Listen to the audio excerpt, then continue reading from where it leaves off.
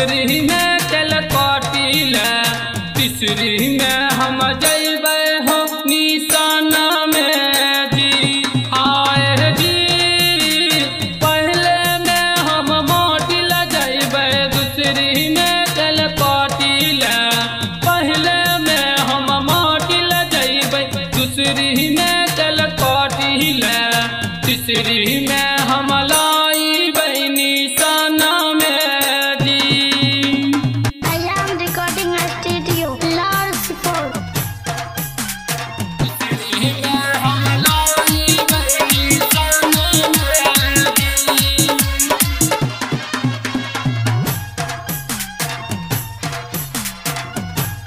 तीसरी में हम लाइबे निशाना में जी।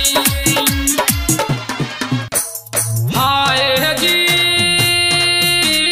काका चाचा आगे हो बारह मेला वाला गईबे, ई जुलूस जे देख भैया चकला निर्मल दकी खा मेला वाला गईबे अब की दामदार जी। हाय जी पहले में हम मोटी लगलिए, दूसरी में चल काटिले, पहले में हम मोटी लगलिए, दूसरी में चल काटिले, तीसरी में हम लाइले निशाना में जी।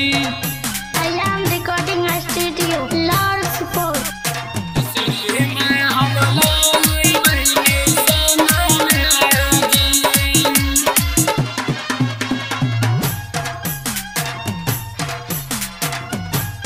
तीसरी में हम लाइले निशाना में जी।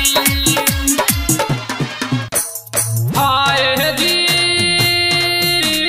चौथी में जे जामी अइतै, सतमी ताकी दौड़ते, चौथी में जे जामी अइतै, सतमी ताकी दौड़ते, अठवीं में हम जुलूस निकालबे जी।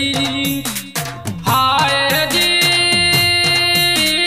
राइटर हजरत हसनमा मरसिया लिखल मोहर मामा, राइटर हजरत